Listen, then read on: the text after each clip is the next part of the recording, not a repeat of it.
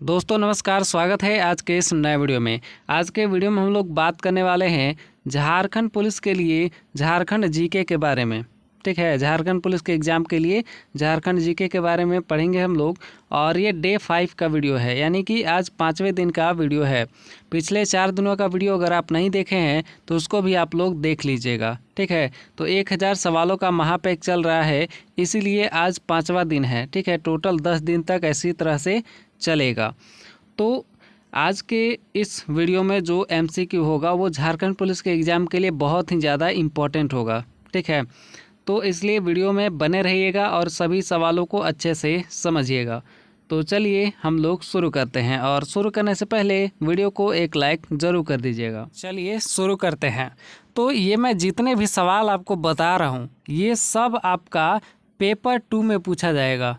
ठीक है, जितना भी सवाल मैं आपको बता रहा हूँ ये सभी पेपर 2 में पूछा जाएगा। ठीक है, 2 एग्ज़ाम होगा, पेपर 1 और पेपर 2। तो ये पेपर 2 में पूछा जाएगा। ठीक है, जीके जीएस का सवाल सब पेपर 2 में पूछा जाता है।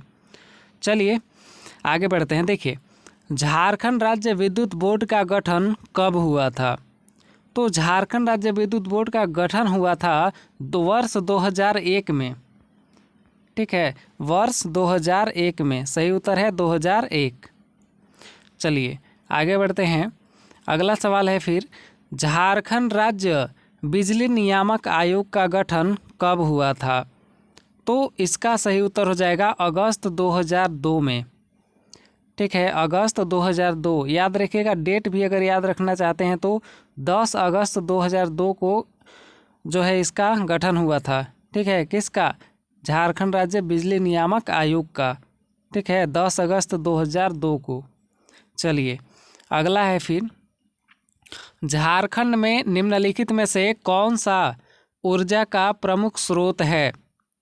तो झारखंड में ऊर्जा का प्रमुख स्रोत है ताप विद्युत और जल विद्युत। ये दोनों हो जाएगा। ठीक है, ये दोनों सही होगा यहाँ पे, ताप विद्युत और जल विद्युत। तो सही ऑप्शन होगा उपयुक्त दोनों।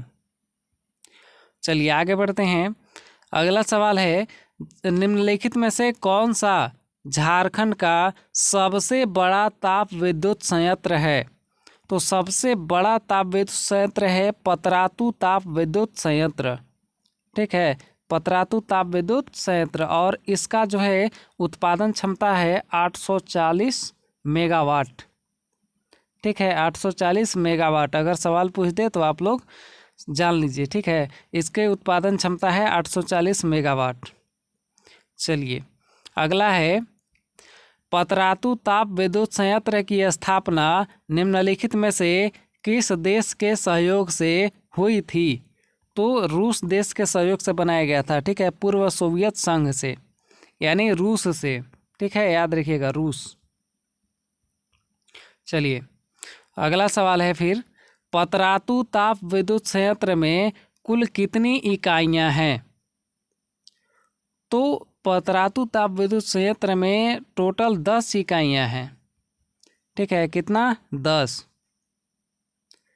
चलिए अगला है, पतरातू ताप विद्युत संयंत्र की कुल उत्पादन क्षमता कितनी है? तो इसकी कुल उत्पादन क्षमता है 840 मेगावाट। ठीक है, मैंने बताया था अभी पहले ही कि इसकी उत्पादन क्षमता है 840 मेगावाट। चलिए आगे बढ़ते हैं।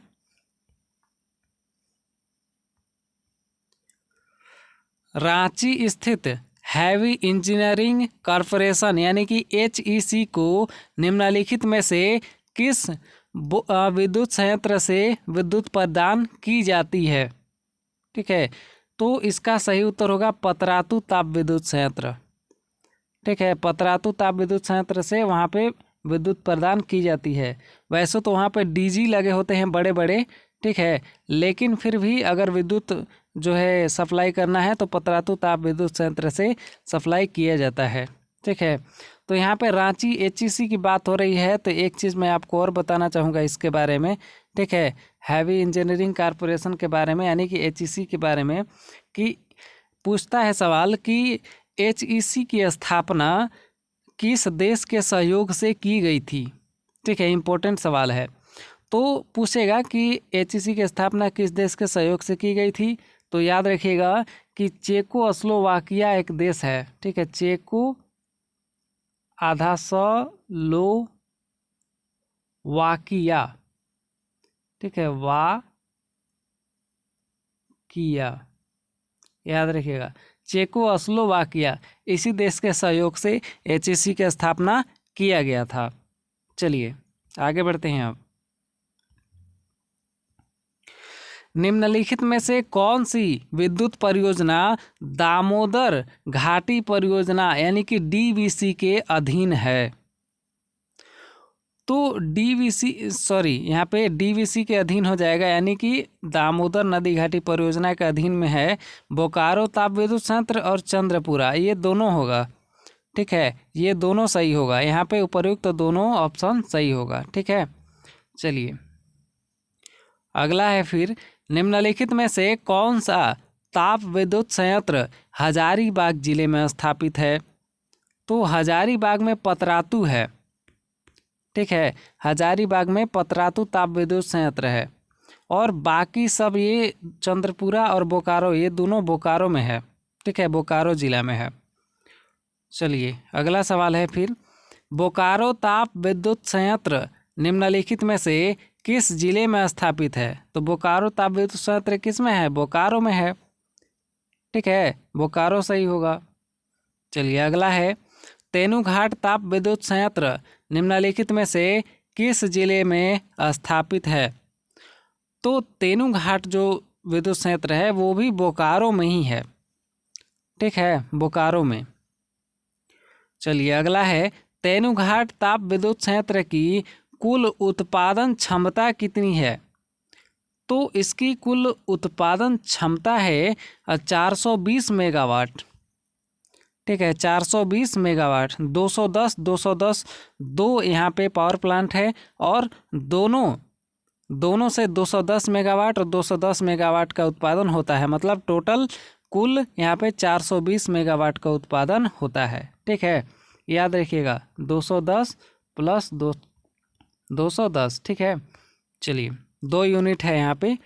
अगला है फिर, दामोदर घाटी परियोजना दामोदर नदी के अलावा उसकी किस सहायक नदी पर स्थापित है?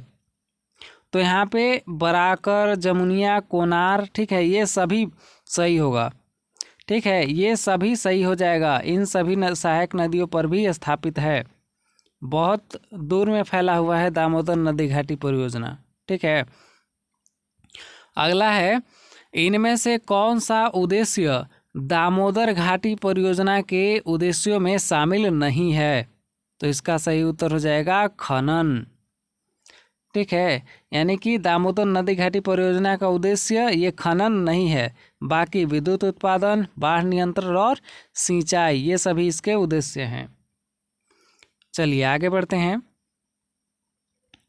दामोदर नदी घाटी परियोजना निम्नलिखित में से किस जिले में स्थापित है? अब देखिए, तो दामोदर नदी घाटी परियोजना जो है किस जिले में स्थापित है? तो इसका सही उत्तर हो जाएगा धनबाद, ठीक है। अब तो आप कहिएगा कि सर मैं तो जानता था कि हजारीबाग में है, तो देखिए जो दामोदर नदी घाटी परियोजना है वो बहुत से जिलों में फैला हुआ है, ठीक है, याद रखिएगा, मैं आपको बता दे रहा हूँ। देखिए सबसे पहले तो हजारीबाग में फैला हुआ है, ठीक है, हजारीबाग, फिर रामगढ़, ठीक है, मैं शॉर्टकट में ही लिख रहा हूँ, ठीक है, याद रखिएगा, रामगढ़ के बाद फिर है यहाँ पे कोडरमा, ठीक है, रामगढ़, कोडरमा, और कोडरमा के बाद फिर गिरिडीह,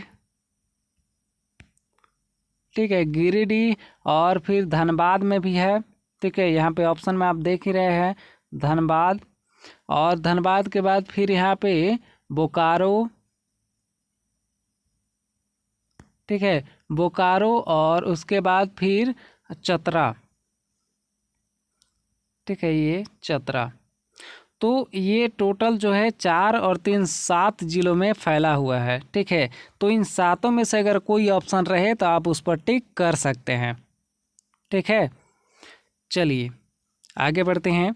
दामोदर नदी की ऊपरी घाटी में झारखंड का निम्नलिखित में से कौन सा जिला शामिल नहीं है।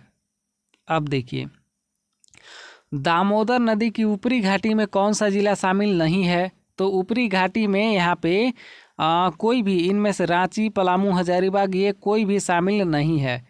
ठीक है, दामोदर नदी की ऊपरी घाटी में सिर्फ एक ही जिला है, वो है धनबाद। ठीक है, याद रखिएगा, वो है धनबाद। यानी दामोदर नदी की ऊपरी घाटी में धनबाद जिला शामिल है। ठीक है, ये और इनमें से कोई भी नहीं है, ऑप्शन में से कोई भी नहीं है। ठीक है, चलिए आगे बढ़ते हैं। फिर दामोदर नदी घाटी की औसत विद्युत उत्पादन क्षमता कितनी है? तो इसकी औसत विद्युत उत्पादन क्षमता है 2761 मेगावाट। ठीक है, एवरेज की बात कर रहे हैं यहाँ पे। चलिए आगे बढ़ते हैं। दामोदर नदी घाटी परियोजना से कितने लाख हेक्टेयर भूमि को सिंचाई सुविधा उपलब्ध हुई है? तो कितने हेक्टेयर भूमि को सिंचाई सुविधा उपलब्ध हुई है? तो इसका सही उत्तर हो जाएगा 7.5 लाख। ठीक है, सही उत्तर है 7.5 लाख। चलिए आगे बढ़ते हैं। अगला सवाल है, दामोदर नदी घाटी परियोजना के संबंध में निम्नलिखित में से कौन सा कथन असत्य है? अब आपको यहाँ पे असत्य कथन बताना है। चलिए, यहाँ पे पहला कथन है कि यह परियोजना संयुक्त राज्य अमेरिका के टेनेंसी घाटी प्राधिकरण मॉडल पर आधारित है। तो दामोदर है जो है ये सही बात है। ठीक है, क्योंकि यह परियोजना जो है संयुक्त राज्य अमेरिका के टेनेंसी घाटी प्राधिकरण मॉडल पर आधारित है। ठीक है, ये बात सही है। अगला है, फिर इस मॉडल को WL वुरडुइन ने तैयार किया था। ये भी बात सही है। ठीक है, अगला है, इस परियोजना के अंतर्गत 8 बांध बनाए गए हैं। ये भी बात सही है। ठीक है, दामोदर नदी घाटी में 8 बांध बनाए गए हैं। अगला है, फिर इस परियोजना के अंतर्गत तेनुघाट ताप विद्युत संयंत्र की स्थापना की गई है। ये बात गलत है। ठीक है, ये बात आपका असत्य होगा, ये बात आपका असत्य है। ठीक है, क्योंकि तेनुघाट इसमें जो है दामोदर नदी घाटी परियोजना में शामिल नहीं है। ठीक है, तो ये बात गलत है। चलिए आगे बढ़ते हैं। ठीक है, इसका सही उत्तर होगा ऑप्शन डी। ठीक है, ऑप्शन डी सही होगा। और चलिए आगे बढ़ते हैं। अब दामोदर नदी घाटी परियोजना की स्थापना कब की गई थी? तो दामोदर नदी घाटी परियोजना 1948 ईस्वी में बनाया गया था। ठीक है, 1948 में। चलिए अगला है, फिर दामोदर नदी घाटी परियोजना के अंतर्गत कितने किलोमीटर लंबी नहरों का निर्माण किया गया है? तो इसका सही उत्तर हो जाएगा 2500 किलोमीटर। ठीक है, 2500 किलोमीटर। अगला है, दामोदर घाटी परियोजना से कितने किलोमीटर लंबे परिवहन मार्ग की सुविधा प्राप्त हुई है? तो इसका सही उत्तर होगा 145 किलोमीटर। ठीक है, 145 किलोमीटर। अगला है, तिलैया बांध का निर्माण निम्नलिखित में से किस नदी पर किया गया है? तो तिलैया बांध जो है बराकर नदी पर है। ठीक है, याद रखिएगा, बराकर नदी पर। चलिए अगला है, तिलैया बांध के जलाशय की जल संग्रह क्षमता कितने मिलियन घन मीटर है? तो इसका सही उत्तर हो जाएगा 395 मिलियन घन मीटर। ठीक है, 395। चलिए अगला सवाल है, तिलैया बांध के निकट कितनी इकाइयों वाली जल विद्युत केंद्र की स्थापना की गई है? तो इसका सही उत्तर होगा 3। ठीक है, 3 इकाइयों वाली जल विद्युत केंद्र की स्थापना की गई है। ठीक है, 3 इकाई है इसके। तिलैया बांध के निकट 3 इकाइयों वाली जल विद्युत केंद्र की स्थापना की गई है। चलिए अगला है, तिलैया बांध जल विद्युत परियोजना की कुल विद्युत उत्पादन क्षमता कितनी है? तो तिलैया जल विद्युत परियोजना की कुल उत्पादन क्षमता है, यहाँ पे सही उत्तर होगा इसका 110 किलोवाट। ठीक है, सही उत्तर होगा 110 किलोवाट। चलिए अगला है, कोनार बांध की स्थापना निम्नलिखित में से किस वर्ष में की गई थी? तो कोनार बांध जो है बनाया गया था वर्ष 1955 में। ठीक है, वर्ष 1955 में। चलिए आगे बढ़ते हैं। अगला है, कोनार बांध के संबंध में निम्नलिखित में से कौन सा युग्म सुमेलित है?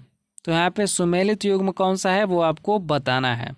देखिए पहला क्या कह रहा है कि कोनार बांध हजारीबाग में है, ये बात सही है। ठीक है, कोनार बांध हजारीबाग जिले में है। अगला है फिर, विद्युत उत्पादन क्षमता 40,000 किलोवाट है, ये भी बात सही है। ठीक है, ये भी बात सही है। अगला है फिर, सिंचाई सुविधा 40,000 हेक्टेयर भूमि, ये भी बात सही है। ठीक है, यानी कि सभी बातें सही है, उपर्युक्त सभी बातें सही है, इसलिए सही उत्तर होगा उपर्युक्त सभी। देखिए इसकी उत्पादन क्षमता है 40,000 किलोवाट। ठीक है, यानी 8,000 किलोवाट के 5 यूनिट लगे हुए हैं। अगला है, कोनार बांध के जलाशय की जल संग्रहण क्षमता कितने मिलियन घन मीटर है? अब देखिए इम्पोर्टेंट सवाल है, कोनार बांध के जलाशय की जल संग्रह क्षमता कितनी है? तो इसका सही उत्तर होगा 337 मिलियन घन मीटर। ये देखिए 337। चलिए आगे बढ़ते हैं। अगला है, निम्नलिखित में से किस बांध में स्थापित भूमिगत जल विद्युत केंद्र दक्षिण पूर्व एशिया का एक विशिष्ट विद्युत केंद्र है? तो इसका सही उत्तर हो जाएगा यहाँ पे मैथन बांध।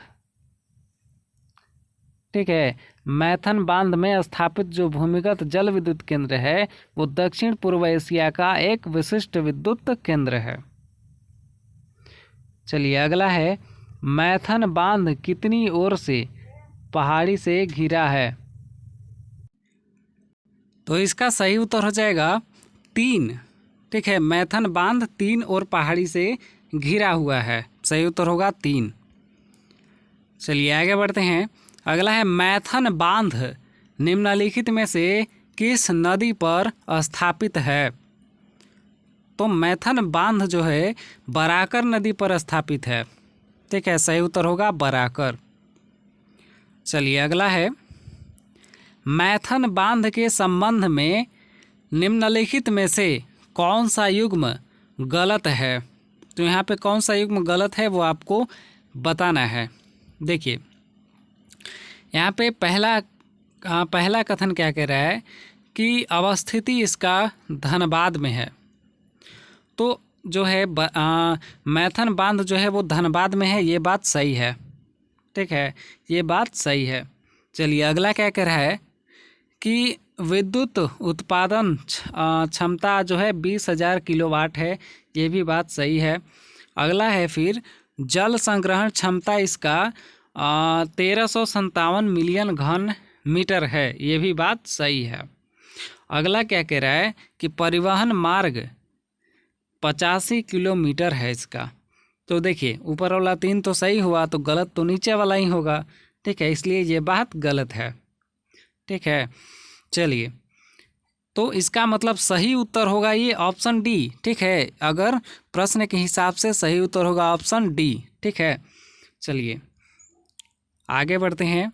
अगला है, बाल पहाड़ी बांध निम्नलिखित में से किस जिले में स्थापित है? तो बाल पहाड़ी बांध जो है किस जिला में है? तो इसका सही उत्तर हो जाएगा कि ये गिरिडीह में है। ठीक है, ये गिरिडीह जिला में है। चलिए आगे बढ़ते हैं। बाल पहाड़ी बांध निम्नलिखित में से किस नदी पर स्थापित है? तो इसका सही उत्तर होगा बराकर नदी पर। ठीक है, बराकर नदी पर है। अगला है, धनबाद यानी कि झारखंड और पुरुलिया यानी पश्चिम बंगाल। ठीक है, झारखंड का जिला है धनबाद और पुरुलिया पश्चिम बंगाल का जिला है। तो इसकी सीमा पर, इन दोनों की सीमा पर निम्नलिखित में से किस नदी पर पंचेत पहाड़ी बांध का निर्माण किया गया है? तो इसका सही उत्तर होगा यहाँ पे दामोदर। ठीक है, यहाँ पे दामोदर बांध का निर्माण किया गया है, तो इसका सही उत्तर होगा दामोदर। ये देखिए दूसरा ऑप्शन। चलिए आगे बढ़ते हैं। अगला है निम्नलिखित में से किस बांध का निर्माण दामोदर नदी पर नहीं हुआ है। तो किस बांध का निर्माण दामोदर पर नहीं हुआ है, तो इसका सही उत्तर होगा यहाँ पे कोयना बांध। ठीक है, ये दामोदर नदी पर नहीं है। चलिए अगला सवाल है, दामोदर नदी घाटी परियोजना के अंतर्गत स्थापित बांध तथा उनके स्थापना वर्ष के संबंध में निम्नलिखित में से कौन सा युग्म सुमेलित नहीं है। तो देखिए यहाँ पे बांध और उसके स्थापना वर्ष के जो है संबंध में कौन सा इनमें से युग्म सुमेलित नहीं है, मतलब कौन सा गलत बात है, ये आपको बताना है। देखिए यहाँ पे पहला क्या कह रहा है, पहला कह रहा है मैथन बांध 1958 में बना था, ये बात सही है। ठीक है, मैथन बांध 1958 में बनाया गया था। अगला है फिर तिलैया बांध 1953 में बना था, ये भी बात सही है। ठीक है, अगला है फिर बरल पहाड़ी बांध गिरिडीह में है, ये भी बात सही है। अगला है फिर पंचेत पहाड़ी बांध 1956 में बना था, ये बात गलत है। ठीक है, तो यहाँ पे बताना था कि कौन सा युग्म गलत है। ठीक है, तो प्रश्न के हिसाब से सही उत्तर होगा ऑप्शन डी।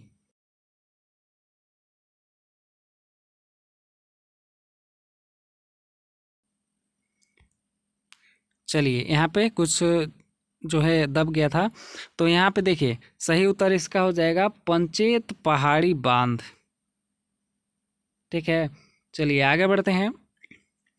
अगला है निम्नलिखित में से कौन सा राज्य स्वर्ण रेखा जल विद्युत परियोजना से संबंधित राज्य नहीं है। तो स्वर्ण रेखा जल विद्युत परियोजना से संबंधित राज्य कौन सा नहीं है, तो इसका सही उत्तर होगा मध्य प्रदेश। ठीक है, यहाँ पे मध्य प्रदेश। चलिए आगे बढ़ते हैं। अगला है निम्नलिखित में से किस वर्ष स्वर्ण रेखा जल विद्युत परियोजना का निर्माण कार्य प्रारंभ हुआ। तो इसका सही उत्तर होगा 1978 ईस्वी में। ठीक है, 1978 में। चलिए अगला है निम्नलिखित में से कौन सा स्वर्ण रेखा जल विद्युत परियोजना का उद्देश्य है। तो स्वर्ण रेखा जल विद्युत परियोजना का उद्देश्य है कि पेयजल आपूर्ति करना और विद्युत उत्पादन, ये दोनों है। ठीक है, ये दोनों यानी कि उपरोक्त दोनों जो है पेयजल आपूर्ति और विद्युत उत्पादन करना, ये दोनों इसी का लक्ष्य है। ठीक है, तो सही उत्तर होगा इसका उपर्युक्त दोनों।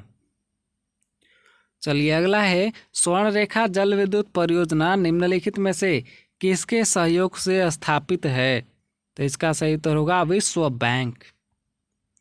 ठीक है, विश्व बैंक के सहयोग से बनाया गया है, वर्ल्ड बैंक के सहयोग से बनाया गया है। अगला है स्वर्ण रेखा जल विद्युत परियोजना निम्नलिखित में से किस स्थान पर स्थापित है। तो किस स्थान पर है स्वर्ण रेखा जल विद्युत परियोजना। तो इसका सही उत्तर होगा यहाँ पे हुंडरू रांची में है। ठीक है, हुंडरू रांची। चलिए अगला है स्वर्ण रेखा जल विद्युत परियोजना की कुल उत्पादन क्षमता कितनी है। तो इसकी कुल उत्पादन क्षमता है 130 मेगावाट। ठीक है, 130 मेगावाट। चलिए अगला है मयूराक्षी नदी घाटी परियोजना निम्नलिखित में से किस नदी पर स्थापित है। तो मयूराक्षी नदी घाटी परियोजना जो है किस नदी पर है। तो इसका सही उत्तर हो जाएगा यहाँ पे मुरली नदी पर। ठीक है, मुरली। चलिए आगे बढ़ते हैं। मयूराक्षी नदी घाटी परियोजना निम्नलिखित में से किन राज्यों की संयुक्त परियोजना है। मतलब किन दो राज्यों की संयुक्त परियोजना है, कॉमन परियोजना है। तो इसका सही उत्तर हो जाएगा झारखंड और पश्चिम बंगाल।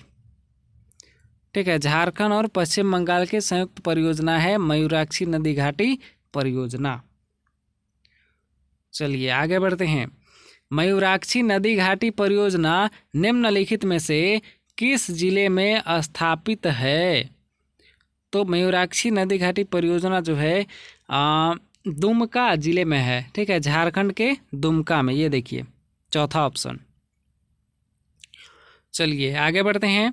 अगला है मयूराक्षी परियोजना के अंतर्गत निर्मित बांध को, ठीक है, मयूराक्षी परियोजना के अंतर्गत निर्मित बांध को निम्नलिखित में से और किस नाम से जाना जाता है?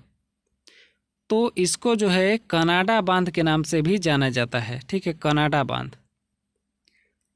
चलिए आगे बढ़ते हैं। निम्नलिखित में से कौन सा जिला कोयला कारो जल विद्युत परियोजना से संबंधित है? तो इसका सही उत्तर होगा यहाँ पे कोयला कारो जल विद्युत परियोजना से ये रांची, गुमला, पश्चिमी सिंहभूम, ठीक है, ये सभी शामिल है इसमें। ठीक है, इसलिए उपरोक्त सभी सही होगा। ठीक है, इसलिए उपरोक्त सभी सही होगा। चलिए 50 सवाल पूरे हो चुके हैं आज के वीडियो का, और अभी तक आप लाइक नहीं किए हैं तो एक लाइक जरूर कर लीजिए। ठीक है, चलिए आगे बढ़ते हैं। झारखंड राज्य कृषि के अनुकूल नहीं है, इसका प्रमुख कारण क्या है? तो इसका प्रमुख कारण है पठारी क्षेत्र का होना। ठीक है, पठारी क्षेत्र का होना, जंगल झाड़ियों का बहुलता और अनुपजाऊ भूमि। तो इसका सही उत्तर होगा उपर्युक्त सभी। ठीक है, उपर्युक्त सभी। चलिए अगला है, झारखंड के कुल क्षेत्रफल के लगभग कितने प्रतिशत भूभाग में खेती की जाती है?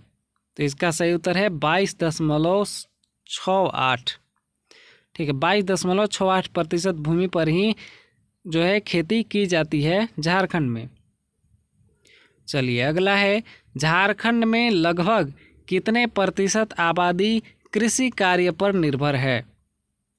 तो यहाँ पे 64% आबादी कृषि कार्य पर निर्भर है। ठीक है, 64 सही उत्तर होगा, 64। ये देखिए बी ऑप्शन। चलिए अगला सवाल है, झारखंड में कितने लाख हेक्टेयर भूमि अस्थायी कृषि योग्य हैं? तो अस्थायी कृषि योग्य कितने लाख हेक्टेयर भूमि है? तो इसका सही उत्तर हो जाएगा 18.04। ठीक है, 18.04 लाख हेक्टेयर भूमि अस्थायी कृषि के लिए है। अस्थायी कृषि का मतलब होता है कि वहाँ पर किसी भी समय जो है खेती किया जा सकता है। ठीक है, अगला है, झारखंड में कितने प्रतिशत भूमि परती है? ठीक है, परती है मतलब वहाँ पे खेती नहीं की जाती है। तो इसका सही उत्तर हो जाएगा 25%। ये देखिए। चलिए आगे बढ़ते हैं। निम्नलिखित में से कौन सी झारखंड की मुख्य फसल है? तो झारखंड की मुख्य फसल यहाँ पे भदई, अगहनी, रबी ये सभी होगा। ठीक है, ये सभी जो है झारखंड में उपजाऊ की जाती है।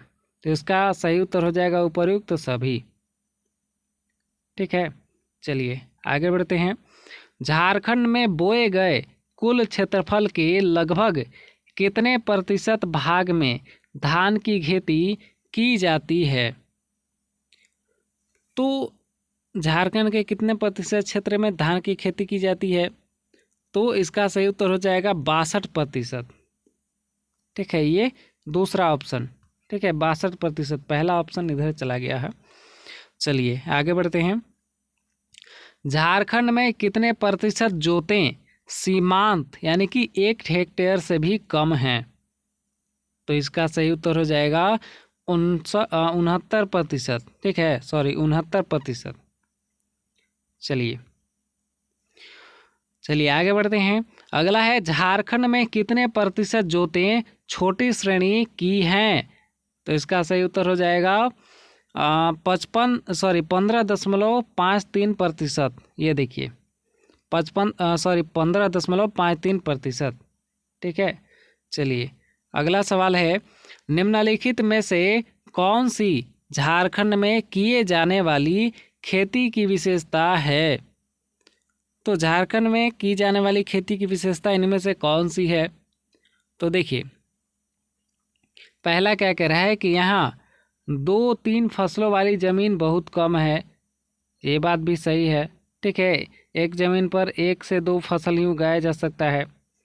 अगला है यहाँ पे बहुत सारी ज़मीन 2-3 या 4 वर्ष परती रहने के बाद बोने योग्य होती हैं, ये भी बात सही है। ठीक है, जब खेती किया जाता है तो उसको 3-4 साल के लिए छोड़ दिया जाता है परती, ताकि भूमि जो है फिर से उपजाऊ हो। अगला है यहाँ गेहूं की पैदावार की काफ़ी कम है। ठीक है, ये बात भी सही है, यहाँ पे गेहूं कम उत्पादन किया जाता है। तो इसका सही उत्तर होगा उपर्युक्त सभी।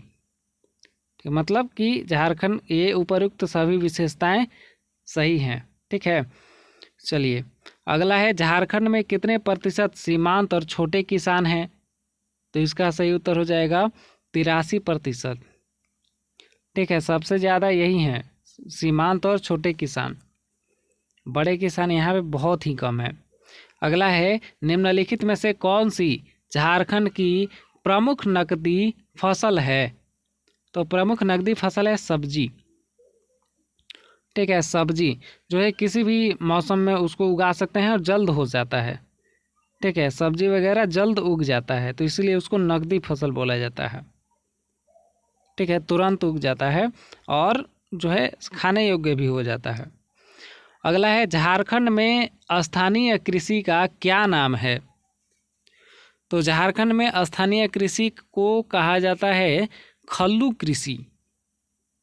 ठीक है, यहाँ पे दूसरा ऑप्शन देखिए, खल्लू कृषि।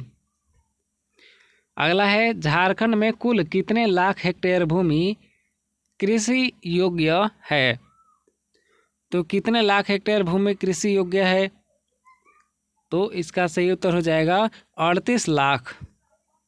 ये देखिए तीसरा ऑप्शन 38 लाख। चलिए आगे बढ़ते हैं। अगला सवाल है झारखंड में सिंचाई का सर्वाधिक प्रमुख साधन क्या है? तो झारखंड में सबसे ज़्यादा सिंचाई किस चीज़ से की जाती है? तो इसका सही उत्तर होगा कुआं से। ठीक है, सही उत्तर है कुआं। अभी के समय में देखिएगा तो बहुत जगह पर कुआं से ही सिंचाई की जाती है। ठीक है, सिंचाई का मतलब होता है कि खेतों में पानी डालना। ठीक है, अगला है झारखंड में कुल सिंचित भूमि कितने लाख हेक्टेयर है? तो इसका सही उत्तर होगा 1.57 लाख। ठीक है, 1.57 लाख हेक्टेयर। चलिए अगला है झारखंड में कुल बोए गए क्षेत्र की सिंचित भूमि कितने प्रतिशत है? तो इसका सही उत्तर हो जाएगा 8%। ठीक है, 8% जो है क्षेत्र की सिंचित भूमि, मतलब कुल बोए गए क्षेत्र हैं 8%। ठीक है, झारखंड में जो कि सिंचित भूमि है। ठीक है, अगला है झारखंड की भूमि के संबंध में निम्नलिखित में से कौन सा कथन सत्य है? तो झारखंड की भूमि के संबंध में कौन सा कथन सही है, ये आपको बताना है। देखिए यहाँ पे पहला क्या कह रहा है कि भूमि के निचली भाग को डोन लैंड कहते हैं। पहला है भूमि के निचले भाग को डोन लैंड कहते हैं, ये बात सही है। ठीक है, ये सत्य है। अगला है भूमि के ऊपरी भाग को टांड लैंड कहते हैं, ये भी बात सही है। ठीक है, ऊपरी भाग को टांड कहा जाता है, निचले भाग को डोन कहा जाता है। ठीक है, ये तो आप जानते होंगे अगर आप गांव में रहते होंगे तो। अगला है बस्तियों के निकट की भूमि को बारी लैंड कहा जाता है। ठीक है, ये भी बात सही है। तो अगला ऑप्शन फिर देखिए उपर्युक्त सभी। तो इसका सही उत्तर हो जाएगा उपर्युक्त सभी। ठीक है, क्योंकि सभी बातें सही है। चलिए निम्नलिखित में से कौन सी बारी लैंड भूमि की विशेषता नहीं है? तो बारी लैंड भूमि की विशेषता इनमें से कौन सी नहीं है? देखिए पहला कथन क्या कह रहा है कि यह अधिक उपजाऊ होती है, तो ये इसकी विशेषता है। ठीक है, यह उपजाऊ होती हैं, ये बात सही है। अगला है फिर यह खाद्य तथा सिंचाई की सुविधा से युक्त होती हैं, ये भी बात सही है। अगला है फिर इसमें भदई तथा गर्मा दोनों फसलें उगाई जाती हैं, ये भी बात सही है। अगला है फिर कि इसमें सबसे अधिक धान की खेती होती है, ये बात गलत है। ठीक है, इसमें सबसे अधिक धान की खेती नहीं होती है, बिल्कुल नहीं। ठीक है, इसमें जो है भदई और गर्मा फसलें उगाई जाती हैं। चलिए अगला है निम्नलिखित में से कौन सी झारखंड में उपजने वाली प्रमुख भदई फसल है? तो इसका सही उत्तर होगा धान, मकई और मड़ुआ। ये तीनों उगाए जाते हैं भदई फसल में, ठीक है, इसलिए सही उत्तर होगा उपर्युक्त तो सभी। चलिए आगे बढ़ते हैं। निम्नलिखित में से कौन सी झारखंड में उपजने वाली रबी फसल है? तो झारखंड में उपजने वाली रबी फसल का नाम है गेहूं, जौ, सरसों, तीसी, तिल, रेणी, ये सब उगाया जाता है, ठीक है, ये सब उगाया जाता है रबी फसल में, इसलिए इसका सही ऑप्शन होगा उपर्युक्त सभी, ठीक है। अगला है निम्नलिखित में से कौन सी झारखंड की महत्वपूर्ण अगहनी फसल है? तो इसका सही उत्तर होगा धान, ठीक है, धान अगहन में उगाया जाता है, महत्वपूर्ण फसल है। अगला है झारखंड में उपजने वाली भदई फसल के संबंध में निम्नलिखित में से कौन सा कथन असत्य है? तो कौन सा कथन असत्य है ये आपको बताना है। देखिए पहला कथन क्या कह रहा है? पहला कथन कह रहा है कि यह रांची तथा हजारीबाग की महत्वपूर्ण कृषि पैदावार है। ये बात भी सही है, ठीक है, ये बात सही है क्योंकि भदई फसल जो है रांची तथा हजारीबाग की महत्वपूर्ण कृषि पैदावार है, ये बात सही है, ठीक है। अगला है फिर ऊंचे भागों में मकई, मड़ुआ तथा सावा की खेती की जाती है, ये भी बात सही है। अगला है निचले भागों में भदई धान की मुख्य रूप से साठी, अवस तथा गच्छर की खेती की जाती है, ये भी बात सही है, ठीक है। तो गलत क्या है? तो जो बच गया वो गलत है, ठीक है। ये 74% कृषि भाग में भदई और धान की खेती की जाती है, ये बात गलत है, ठीक है, ये बात गलत है। चलिए अगला सवाल है झारखंड में उपजने वाली रबी फसल के संबंध में निम्नलिखित में से कौन सा कथन असत्य है? अब देखिए यहाँ पे पूछ रहा है कि रबी फसल के संबंध में कौन सी बातें अब असत्य है, ठीक है, जो झारखंड में रबी फसल उगाया जाता है उसके संबंध में। देखिए पहला कथन क्या कह रहा है कि यह फसल अक्टूबर नवंबर में बोई जाती है, ये बात सही है, ठीक है, रबी फसल अक्टूबर नवंबर में ही बोई जाती है झारखंड में। अगला है इस फसल की कटाई मार्च अप्रैल में होती है, ये भी बात सही है, ठीक है। अगला है पठारी क्षेत्र में रबी फसल अत्यंत महत्वपूर्ण है, ये बात गलत है, ठीक है, ये बात गलत है क्योंकि पठारी क्षेत्र में रबी फसल नहीं जो है उत्पादन किया जाता है, लेकिन बहुत कम होता है वहाँ पे, ठीक है, महत्वपूर्ण नहीं है। चलिए सही उत्तर हो जाएगा इसका ऑप्शन सी, ठीक है, ऑप्शन सी जो कि गलत है, ठीक है, मतलब जो बात गलत है वो इसमें सही होगा क्योंकि यहाँ पे असत्य पूछ रहा है ना कि असत्य कौन सा है। चलिए अगला है निम्नलिखित झारखंड में उपजने वाली अगहनी फसल के संबंध में निम्नलिखित में से कौन सा कथन असत्य है? अब अगहनी फसल के संबंध में कौन सा कथन असत्य होगा? देखिए यहाँ पे पहला कथन क्या कह रहा है कि इस फसल की बुआई जून जुलाई में होती है, ये बात सही है, ठीक है, अगहनी फसल की बुआई जून जुलाई में ही होती है, जैसे धान वगैरह, ठीक है, मक्का वगैरह, ठीक है। अगला है इस फसल की कटाई दिसंबर माह में होती है, ये भी बात सही है, ठीक है, मतलब नवंबर दिसंबर तक हो जाती है, ठीक है, नवंबर दिसंबर में होती है, एग्जैक्टली दिसंबर में नहीं लेकिन नवंबर दिसंबर में हो जाती है, ठीक है, ये भी बात सही है। अगला है यह संपूर्ण झारखंड क्षेत्र की महत्वपूर्ण फसल है, ये भी बात सही है, ठीक है, झारखंड की महत्वपूर्ण फसल धान ही है। अगला है कि इसकी खेती कृषि क्षेत्र के 30 से 40% भाग में होती है, ये बात गलत होगा फिर, ठीक है, ये 30 से 40% भाग में इसकी खेती नहीं होती है, ठीक है। चलिए अगला है निम्नलिखित में से कौन सा झारखंड में अगहनी फसल का महत्वपूर्ण क्षेत्र है? तो झारखंड में अगहनी फसल का महत्वपूर्ण जो क्षेत्र है, महत्वपूर्ण क्षेत्र इसका है ये पंच परगना का मैदान, चाईबासा और कोयल नदी घाटी, ये सभी होगा। ठीक है, अगहनी फसल के लिए ये सभी उपर्युक्त स्थान हैं, इसलिए इसका सही उत्तर होगा उपर्युक्त सभी। ठीक है, सही उत्तर है उपर्युक्त सभी। अगला है, झारखंड में कुल कृषि योग्य भूमि का लगभग कितने प्रतिशत भाग एक फसली है? तो इसका सही उत्तर हो जाएगा 97%। ठीक है, 97% भाग जो है एक फसली है, मतलब यहाँ पर केवल एक ही फसल उगाया जा सकता है। ठीक है, पूरे वर्ष में केवल एक ही फसल उगाया जा सकता है। अगला है, झारखंड में लगभग कितने प्रतिशत भूमि द्विफसली है, मतलब जहाँ पर दो फसलें उगाई जाती हैं वर्ष भर में? तो इसका सही उत्तर हो जाएगा 3.14%। ये देखिए, ठीक है, बाकी 97% तो एक फसली है, यहाँ पे 3.14% द्विफसली है। अगला है, निम्नलिखित में से कौन सी पलामू जिले की प्रमुख फसल है? अब पलामू की प्रमुख फसल कौन सा है? तो दलहन, राई, सरसों, जौ। ठीक है, ये सभी सही होगा। ठीक है, इसलिए सही उत्तर होगा इसका उपर्युक्त सभी। चलिए आगे बढ़ते हैं। अगला है, झारखंड में निम्नलिखित में से कौन सी छोटा नागपुर पठारी क्षेत्र की प्रमुख फसल है? तो छोटा नागपुर पठारी क्षेत्र में यहाँ पे तिलहन और मक्का उगाया जाता है। ठीक है, तिलहन और मक्का, तो इसका सही ऑप्शन होगा उपर्युक्त दोनों। चलिए आगे बढ़ते हैं। अगला है, निम्नलिखित में से किसकी खेती संथाल परगना में नहीं होती?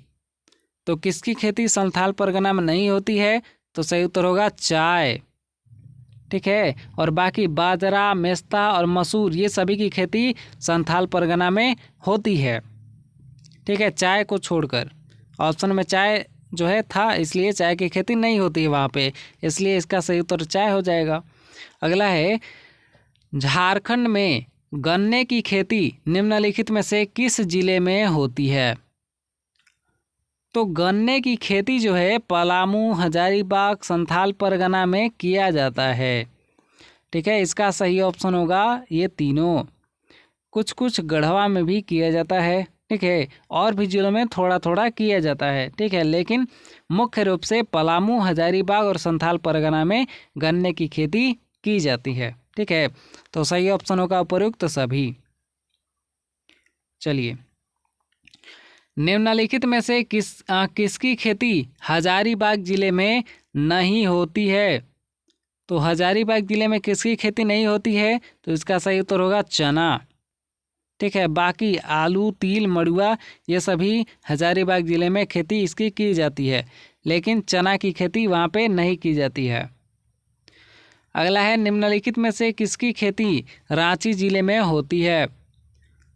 तो रांची जिले में जो है मड़ुआ, बाजरा, मेस्ता, ये सभी की खेती होती है। ठीक है, ये सभी सही होगा, यानी कि उपर्युक्त सभी। चलिए आगे बढ़ते हैं। अगला है, झारखंड में कितनी सिंचाई परियोजनाएं निर्मित या निर्माणाधीन हैं?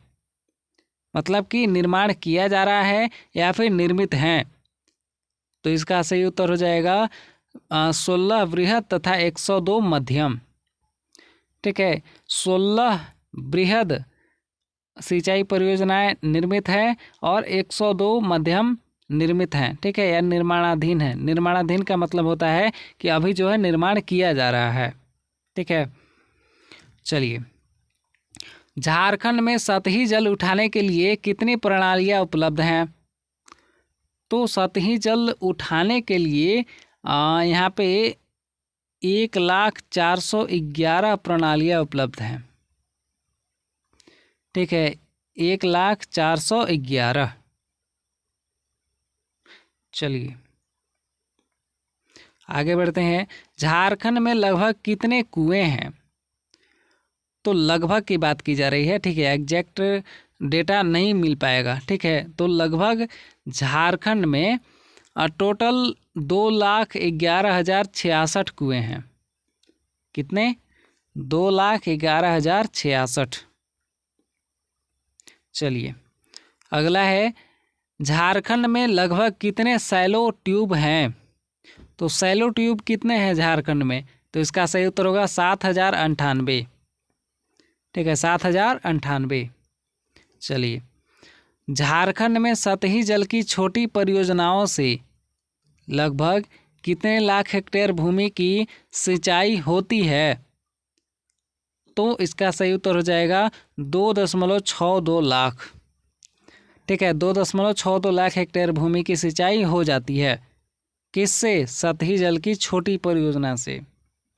चलिए, अगला सवाल है, झारखंड में भूगर्भ जल से लगभग कितने लाख हेक्टेयर भूमि की सिंचाई होती है? तो इसका सही उत्तर होगा 1.90 लाख। ठीक है, 1.9 लाख। अगला है, झारखंड में कुल लगभग कितने लाख हेक्टेयर भूमि के लिए सिंचाई सुविधा उपलब्ध है? तो इसका सही उत्तर होगा 11.46 लाख। ठीक है, 11.46 लाख। चलिए आगे बढ़ते हैं। झारखंड में कुल कृषि योग्य भूमि का कितने प्रतिशत भाग सुनिश्चित सिंचाई सुविधा संपन्न है? तो इसका सही उत्तर हो जाएगा 1.5%। ठीक है, 1.5%। इसके लिए जो है सुनिश्चित सिंचाई सुविधा संपन्न है, मतलब यहाँ पे सिंचाई की कोई भी समस्या नहीं है। अगला है, झारखंड में लगभग कितने जलाशय हैं? तो झारखंड में जो है लगभग 3310 जलाशय हैं। ठीक है, 3310। इतने में कुछ भरा गए होंगे, ठीक है, कुछ नए बने होंगे, तो एग्जैक्ट जो है पता नहीं चल पाता है। ठीक है, तो इसलिए लगभग में सही उत्तर हो जाएगा 3310। अगला है, झारखंड में प्रति व्यक्ति पशुधन कितना है? तो इसका सही उत्तर हो जाएगा 1। ठीक है, झारखंड में प्रति व्यक्ति पशुधन 1 ही है। ठीक है, यहाँ पे पशुओं की संख्या भी थोड़ी कम है। चलिए, तभी कम नहीं है, तभी काफ़ी है। ठीक है, अगला है, झारखंड में गायों की संख्या कुल कितनी है? देखिए, झारखंड में गायों की संख्या जो है 10,124। ठीक है, 10,124,000।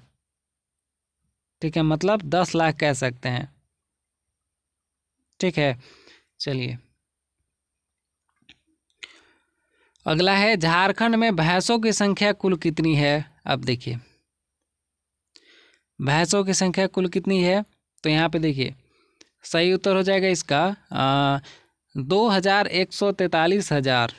ठीक है, हज़ार में लिखा हुआ है, तो इसका मतलब आप समझ सकते हैं कि, ठीक है, 2143 के मतलब 1000, तो कितना हो जाएगा ये 21,43,000। ठीक है, 21,43,000। चलिए अगला है, झारखंड में बकरियों की संख्या कुल कितनी है? तो इसका सही उत्तर हो जाएगा 13,173,000। ठीक है, मतलब हज़ार में लिखा हुआ है, इसलिए मैं आपको बता दे रहा हूँ। ठीक है, यहाँ पे देखिए 13,013 के मतलब बकरियां भी बहुत ज़्यादा हैं। ठीक है, तो यहाँ पे कितना हो जाएगा 1,31,73,000। ठीक है, चलिए अगला है, झारखंड में कुक्कुटों की संख्या कुल कितनी है? कुक्कुटों, तो इसकी संख्या जो है झारखंड में 9,834 है। कितना? 9,834। चलिए अगला है, झारखंड में सर्वाधिक 60% दुग्ध का उत्पादन किसके द्वारा होता है? तो इसका सही उत्तर होगा भैंस के द्वारा। ठीक है, झारखंड में भैंसें बहुत ज़्यादा पाई जाती हैं, भैंस से ज़्यादा दूध उत्पादन होता है। अगला है आज का अंतिम सवाल, झारखंड में भेड़ों की संख्या कुल कितनी है? अब देखिए, इसका सही उत्तर हो जाएगा 1,213,000। ठीक है, 1213,000 यहाँ पे देखिए, यानी कि 12,13,000। ठीक है, तो आई होप कि आपको यहाँ तक सब कुछ अच्छे से समझ में आया होगा। वीडियो अगर अच्छा लगा हो तो लाइक और जो है चैनल को सब्सक्राइब जरूर कर लीजिएगा, अगर आप सब्सक्राइब नहीं किए हैं तो, क्योंकि इसी तरह का वीडियो आपको मिलता रहेगा अगर आप सब्सक्राइब कर लीजिएगा तो। ठीक है, तो मिलते हैं अब हम लोग अगले वीडियो में, और पिछला वीडियो अगर आप नहीं देखे हैं तो उसको आप देख लीजिएगा। ठीक है, तब तक के लिए धन्यवाद, जय हिंद। मिलते हैं अगले वीडियो में।